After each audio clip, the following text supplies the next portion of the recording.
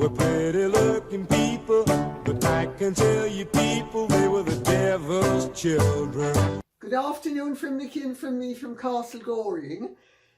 I'm going to plunge right in because I am half dressed for something later, and I am afraid that time is my enemy this afternoon. So if I may, bear with me as I plunge right in. Legal Eagle says, Lady C, what do you think about New York Judge Lewis Kaplan setting a date of January the 4th next year for Prince Andrew's legal team, who will make a motion to dismiss the sexual assault case brought against him by Virginia Giuffre? Well, I think the sooner the better. I think that the beginning of next year is actually fine because it's not going to overshadow the Queen's Platinum Jubilee, which doesn't really begin until February, but doesn't really get into high gear until the summer. And if the outcome is as is hoped, which is that the case will be struck out, that's the end of the matter. Except, of course, for the few crazies and the class prejudiced and the victim seeking who aren't interested in truth and justice, but simply in perpetuating a destructive narrative. On the other hand, if it's not struck out, it's going to be heard next year, October, by which time much of the platinum, that gives my age away. I was around for the Silver Jubilee. The Platinum Jubilee will, I do not think, be overshadowed by this. I think there has already been just enough information coming out to show that really there is another side to the story, that Virginia Giuffre and David Boies, her lawyer, her American lawyer, he has political agendas. He also has reputational agendas. He is trying to restore his reputation, which he trashed with his very dubious antics while litigating on behalf of and defending Harvey Weinstein. His tactics were deplorable, and that made him, in some opinions, a good lawyer, but in others, a dubious character, and damaged his reputation. I would actually respectfully submit that somebody who is ambulance chasing on behalf of a proven, admitted perjurer, liar, and seller of her body for profit, has not chosen the best scenario with which to advance the rehabilitation of his career. But maybe what works for the supporters of President Clinton, and I have to tell you, I've said it before and I'll say it again, even those of you who don't want to hear it, I'm afraid you're going to have to listen or turn it off, but I'm going to say it. I actually had a lot of respect for President Clinton when he was president. So I have no axe to grind against President Clinton. However, there is little doubt that the Andrew case is being advanced by David Boies as a shield where President Clinton is concerned.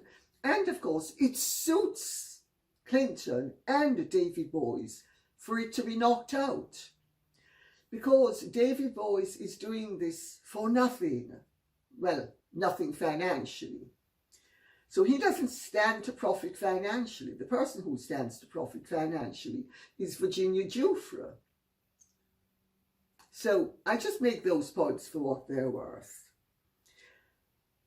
But no matter what happens, I think it's a good thing that it is the motion to knock out, and strike out is really a better word, the action in January. I think it stands a good chance, whether, of course, the legalities will prevail or whether the public relations aspect will overshadow the matter and be a deciding factor is something that remains to be seen. I think it depends upon the judiciousness of the judiciary. Let's put it that way. Some of these names get to me. The UK Vans says, Dear Lady C, I always enjoy your assessment of the Queen and her character. In a previous video, you referred to her dancing eyes, which has stuck with me. It ought to. It sticks with everybody who meets her. I mean, that was my description, but people do comment on her eyes. 2 questions. Have you or will you write a book about the Queen? Well, I'll answer that before doing the second question. Yes, I have written several books that touch upon the Queen. I wrote The Queen's Marriage, which is a comprehensive examination of her marriage with Prince Philip. I also wrote The Royal Marriages in 1992. But the Queen's Marriage was much more recent. I forget when it was. I think it was about 2016 or 2017, maybe even 2018. I don't remember. I'm so busy and I do so much. And I'm afraid mathematics is not my strong point, and that includes the dates upon which I wrote things. Question 2. Oh, but to actually say, I'm not planning to write anything more on the Queen. No. Who knows? Things may change, but at the moment, the answer is no. 2. By not taking firm action, is the monarchy allowing Harry to ruin the Jubilee with his book deal? Good question. The fact of the matter is, my dear, Harry has a right to write his book. Harry is a citizen and Harry has rights. The monarchy can't deprive Harry of his rights. I think we have been treated to a great many examples of the extent to which Meghan and Harry rely upon everybody having rectitude where respect for their rights would be concerned as they violate the rights and decencies of others. Do I think it's going to make the monarchy look weak? I think an awful lot of people think that the monarchy is functioning in a very weak, unresponsive way and allowing Harry and Meghan to get away with murder. And I think what people don't realise is that a reputable institution that is law-abiding and is respectful of rights generally cannot ride roughshod over the rights of others just because it suits it. In the short term, maybe even the medium term, yes, they will look weak, at least to some people. To others, it will look as if they are being respectful and as if they are playing the long game. And that sooner or later, if you give people enough rope to hang themselves with, they will do so if that is their proclivity. It's a very difficult one. I get why the public are concerned about what they regard as the royal family not clamping down, but I also get why the royal family do not wish to clamp down more than they are doing ostensibly. And then behind the scenes, they try to massage the situation. But they're dealing with a ruthless operator. And there is nothing short of shutting her down entirely that is ever going to stop Meghan Markle. She is a ruthless opportunist. And those who haven't seen it yet are blind or deluded. B. Powers says, Lady C, I attended an event in LA that was mostly people of colour. When asked about all said that they have no respect for her because she has exploited the Black Lives Matter movement for her own benefit and only to gain sympathy against the royal family. They stated that she has never identified as black, nor aligned herself with or contributed to any black causes in all of her years in the public eye. Save, of course, recently when it became convenient to do so. There is an actress in America named Tia Mowry, or Mowry, I'm not sure how it's pronounced, who has a white father and black mother just as yet identifies as black only. would die before she ever claims black, without it being tied to alleged racism.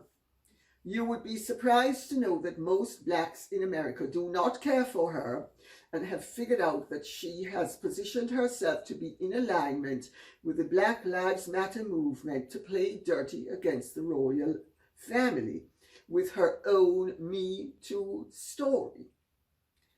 I also was told that allegedly members of her mother's side of the family who live in America have spoken out about how Meghan will absolutely have nothing to do with any of them because it may damage her brand. It's no wonder we have only been introduced to one of her black family members, which is her mother. From what I was told, if that side of the family ever decides to publicly talk, and her brand will be over. Well, yes, if the black side of her family does talk publicly and says more than they have already said, they have indicated quite a lot. And they have actually said things that show that Meghan is what those of us who have eyes to see, ears to hear, and a brain to think have already figured out what Meghan is. I don't actually think if they talk at this juncture that it's going to make that much difference, because Meghan and Harry are a juggernaut that have aligned themselves with a very powerful public relations and political forces in the United States, who have nothing but contempt for anybody who disagrees with them. That means they also have contempt for the truth when it does not agree with their narrative. I don't think, I hate to tell you, that we are going to be spared anytime soon from the ongoing saga. A few weeks ago, there were people in the background who were hoping that Meghan would finally have begun to learn her lessons. On the contrary, what they thought was Meghan hopefully hunkering down to learn a few lessons was Meghan conniving, as usual, to project herself even more strongly into the public and political arena, which we have been seeing the sight of in the last week or so with her political interventions. I really think, knowing people like Meghan from my personal experience, that there is no way that you can shut them down or shut them up until they so overplay their hand that they will by then have hopefully lost the support of the people to whom they appeal. It's a gradual process and it takes time, but it happens over time. It's happening with Meghan and Harry. It will continue to happen. I've seen it happen with other people. It takes time, but once the penny drops, my goodness, doesn't it clatter? Kimblet High says, now Voldemeg.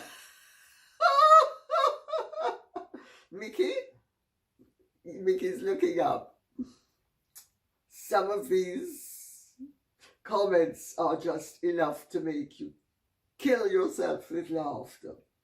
Now Voldemeg is trying to cold call senators, trying to beg them to put the Family Leave Act back in the budget, making sure to use her foreign title on what is considered an official call. Is this not a breach of protocol? We are now on the subject of Meghan interfering and intervening yet again. She, as an American citizen, has a right to interfere and intervene if she chooses to. As a member of the British royal family, she does not have the right to use a British title while doing so. This is just one of the examples of Meghan exploiting a situation because it works, she thinks, in her favour. She is a ruthless, calculating, unconscionable operator. She has always been. That's why she leaves a trail of corpses in her wake, because she is an avaricious machine that devours as she self-empowers. It is a breach of protocol. If she had said Meghan Markle, former Suits actress, or maybe she could even have spoken the truth and said Meghan Markle, former Suits actress who was one of the lowest ranking of the ensemble players, but let's not expect her to stretch to that degree of veracity. That would have been okay. If she had even said Meghan Sussex, since Sussex is her married name, that might also have been acceptable, because a duchess has her Christian name and her surname is the territory upon which the peerage is based. So, for instance, my late stepmother-in-law, Margaret, Duchess of Argyll, was known as Margaret Argyll, and she could have perfectly correctly called herself Meghan Sussex. There is no such person as Meghan the Duchess of Sussex. It is a fake title. She is either the Duchess of Sussex or Meghan Sussex. She's not Meghan, the Duchess of Sussex, as she persists in introducing herself and calling herself. By doing that, she is using a lie to establish a new fact and hopefully turn it into a new truth. But it's not a truth. No matter how often somebody says Lizzie Borden was a scythe-wielding murderess as opposed to an axe murderess, doesn't alter the fact. Lizzie Borden was an axe murderess. And Meghan is the Duchess of Sussex and not Meghan, the Duchess of Sussex. But this shows the contempt she has for protocol, and it shows the contempt that she has for the royal system, because there are reasons why each title is as it is. It gives a message. Meghan, Duchess of Sussex, gives the message that she's divorced or widowed. Meghan, the Duchess of Sussex, gives the message that she is a pushy, ghastly, arriviste, pretentious piffler who doesn't care about doing things correctly and has two fingers up to everybody as she pushes her flousy self forward. I hope I've made the point. M. Johns says, Dear Lady C, with Meghan cold calling Democrat politicians, do you think she is likely to charm them and therefore get a foot in the door?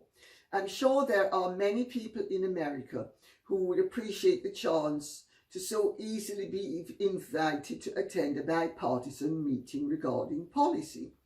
Do you think politicians would see through her and therefore not play her game? Or do you think her title and notoriety could bring interest to their causes? Very good question. First of all, she's been cold calling Republican politicians, not Democrat only, Republican politicians who she thinks are sitting on the fence. Now, there is little doubt in my mind, I have to tell you, that there's a lot more to this than meets the eye. You know, it's not quite as anodyne as it appears to be. Do I think that the politicians see through her? Of course, many of them will see through her. But does it matter to them?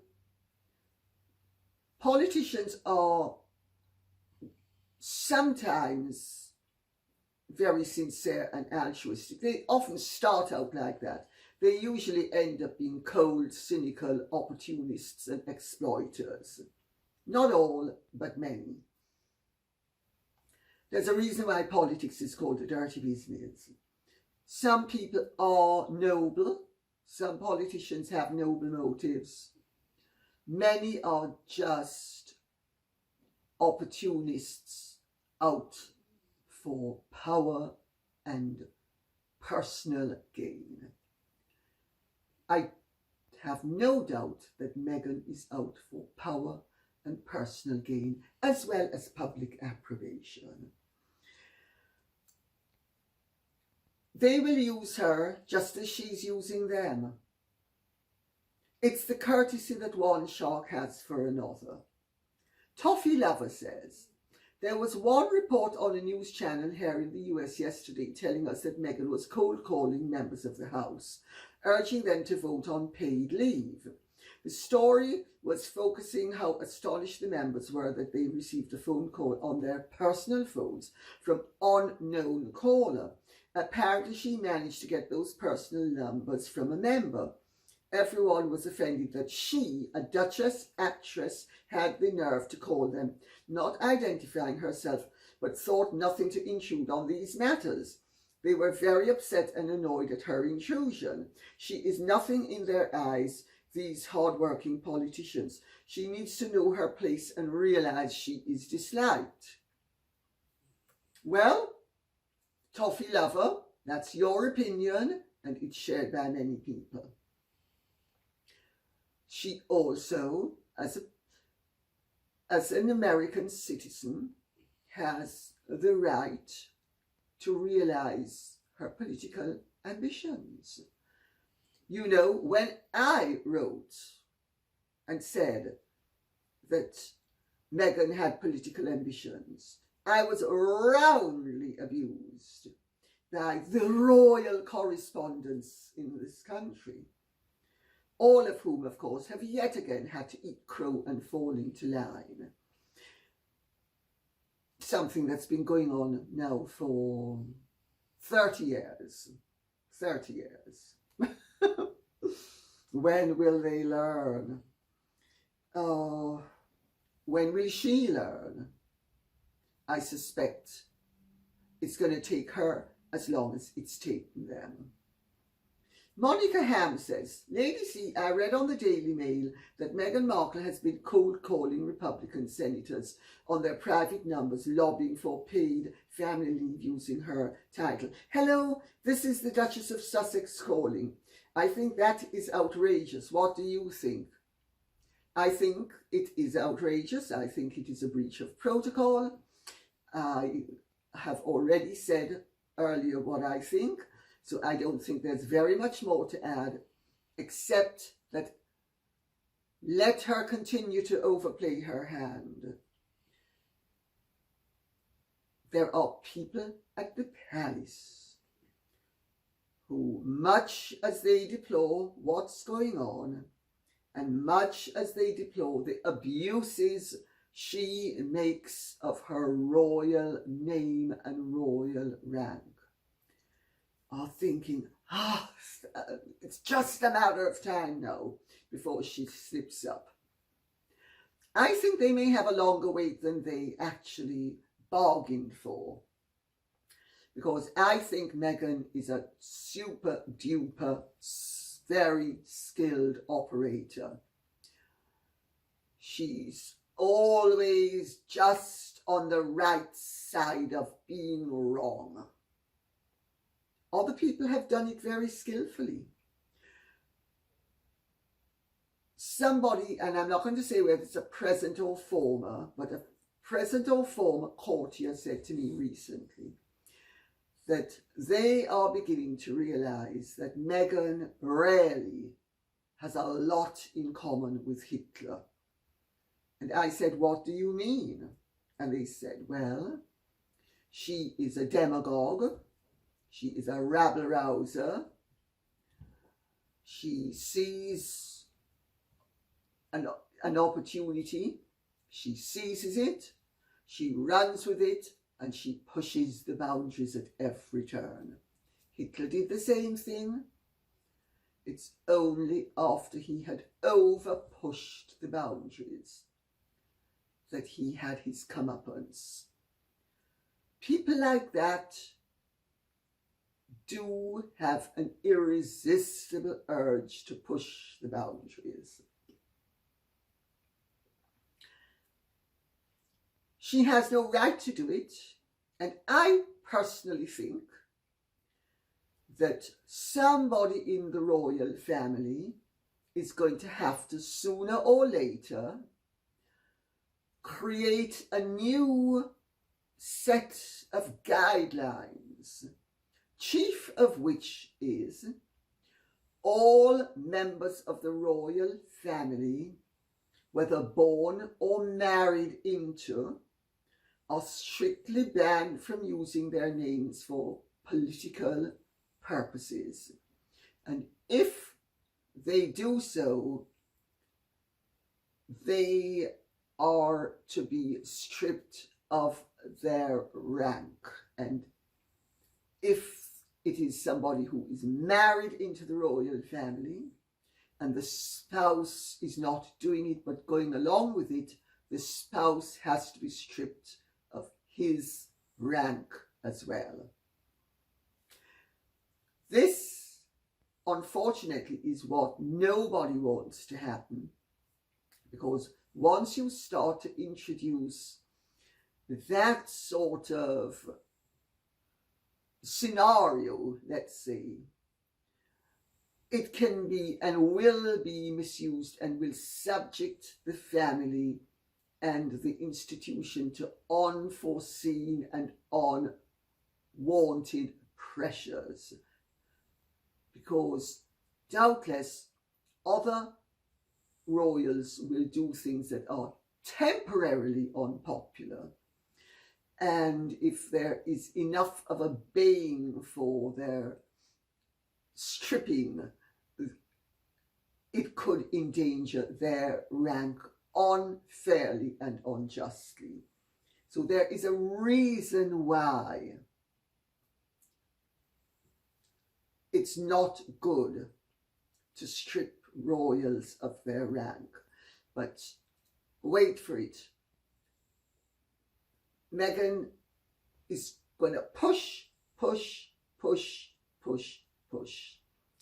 And let's see if she has sufficient restraint, which I think she well might do, to never stray over that boundary that makes it inevitable that she will lose, or have Harry lose, his royal status. Having said all of that, Meghan got in touch with the junior Democratic senator from New York, Kirsten Gillibrand, who has invited Meghan to effectively join them lobbying for paid leave. Now, the fact that this has been a to and fro business suggests to me that Meghan and her people, and let's not forget that Sunshine Sachs is headed up by Ken Sunshine, who is quite a power in the Democratic Party. Let's not forget that. Meghan and her actions need to be considered in the light of the fact that she is willingly being used by them and is willingly allowing them to use her. I personally think that the Democratic Party is not quite as eager to use Meghan as Ken Sunshine and Meghan Markle are intent on using the Democratic Party.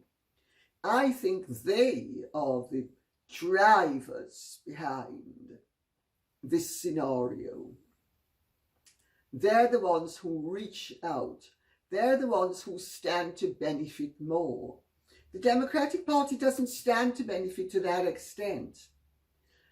But they are hoping that Meghan's actions will actually enhance her credibility and her stature, so that she will not only be able to become ever more eminent and make ever more money, but that should she ever wish to run for office, she will be in a stronger position to do so.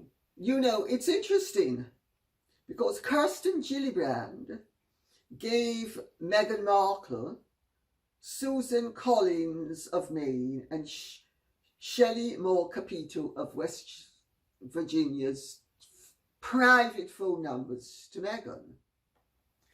And Meghan phoned them, and they were both astonished to receive the call.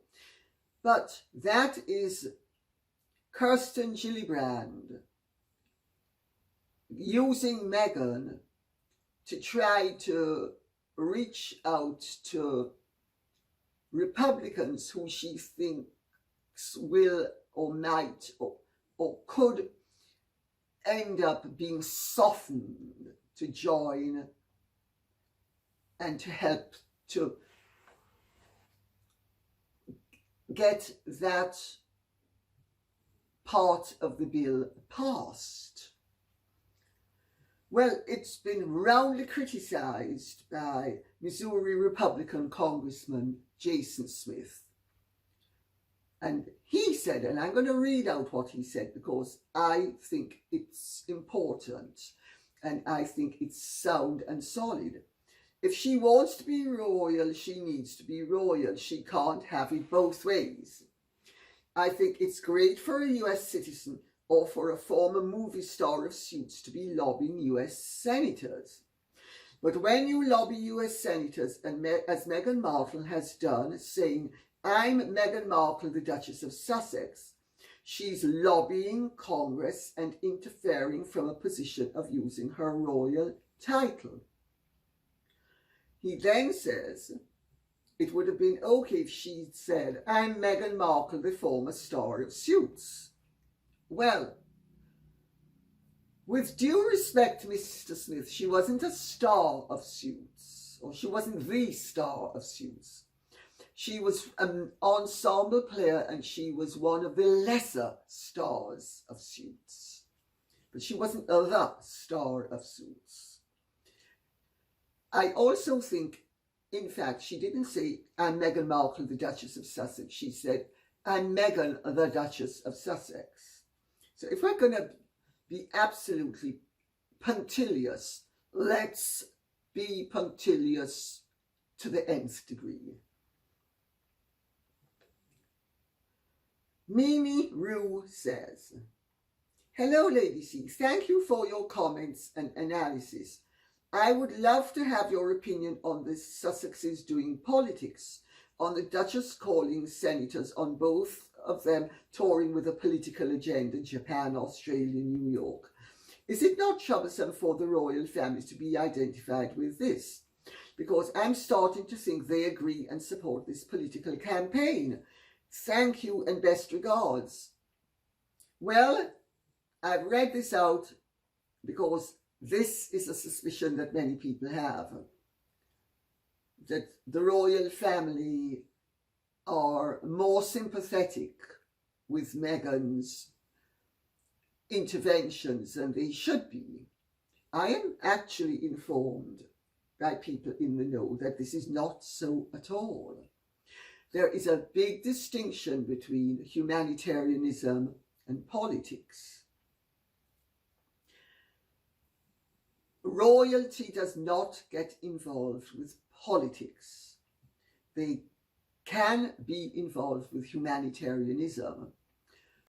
Because some political actions have humanitarian overtones, the two lines can become slightly blurred and you don't actually realize that A is B and not A. I think by muddying the waters, they all run the risk of muddying their waters and poisoning their pond.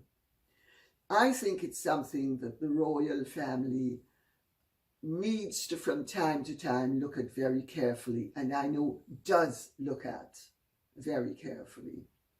Let us see what happens there.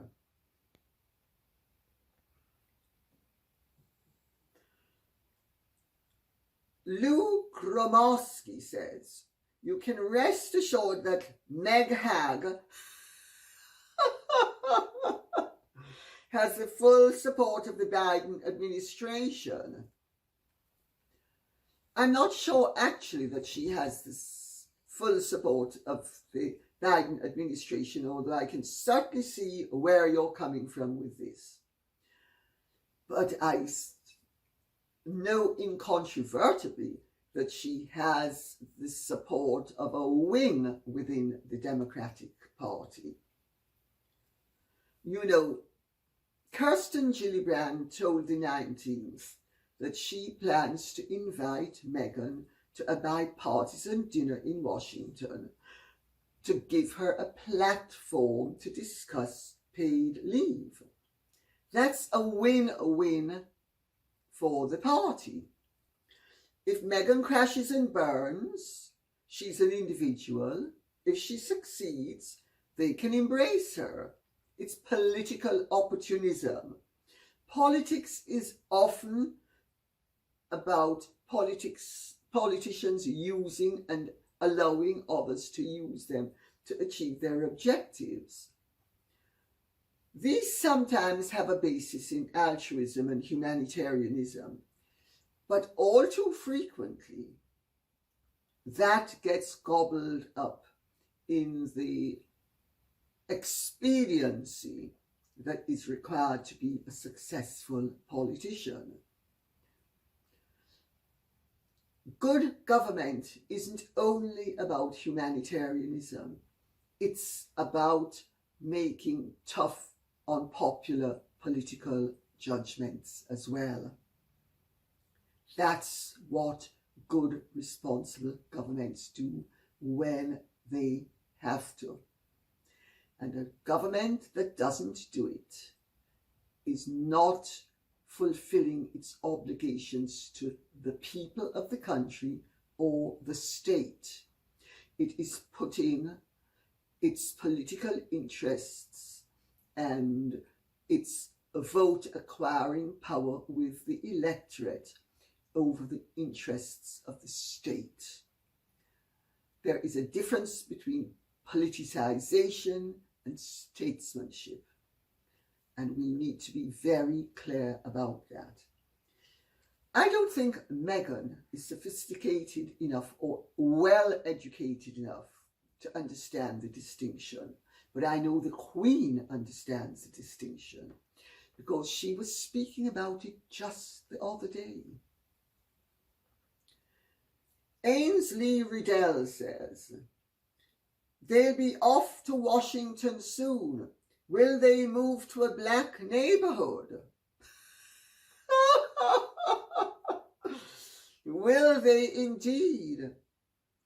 My understanding is, and this is very tongue-in-cheek, is that Meghan is going to want to move to the blackest part of town, as long as they're going to elect her president of the United States of America.